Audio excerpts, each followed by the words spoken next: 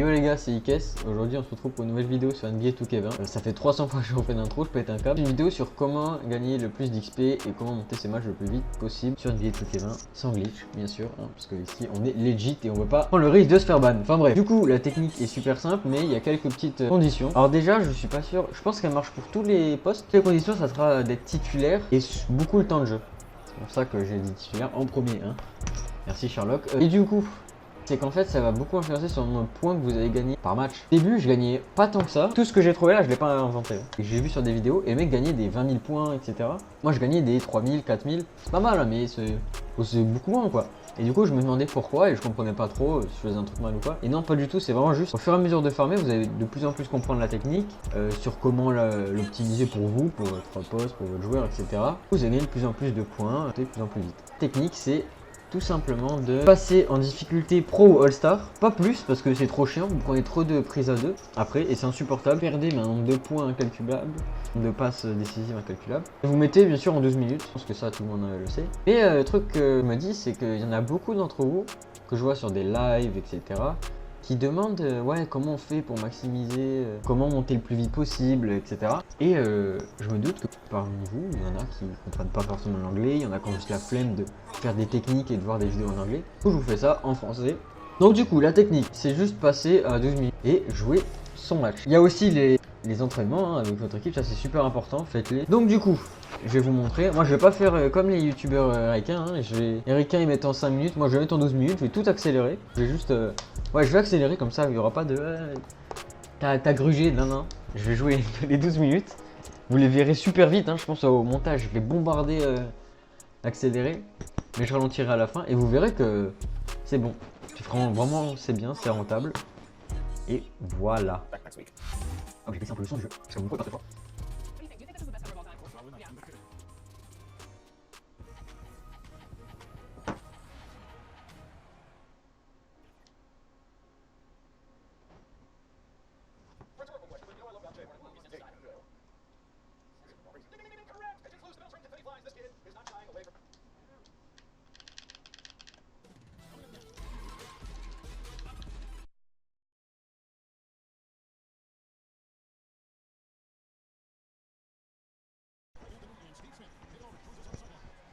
Alors, le son est un peu plus fort. Je crois que j'ai... Ah, j'ai pas eu le temps de frimer, fait chier. Alors, le son est un peu plus fort parce que... En tête, tout simplement, où j'ai mieux placé le micro. Donc, du coup, hop, on est dans le match. Hein. Comme je vous l'ai dit, je suis titulaire. Donc, je vais gagner peut-être plus de points ou moins de points que vous. Ça dépend de votre place dans l'équipe, de si vous marquez beaucoup de points, etc. Et il faut savoir qu'il y a plusieurs techniques pour maximiser des badges. Hein, c'est-à-dire maximiser le badge de tir. Hein, et maximiser l'organisation. Les playmaking, on va dire, c'est mieux de dire playmaking qu'organisation. Et voilà. Donc si vous voulez des vidéos sur comment maximiser un type de badge, dites-le moi. Je vous le ferai. Parce qu'il y a plusieurs techniques pour maximiser dans ce genre de match les tirs, les dribbles, etc. etc.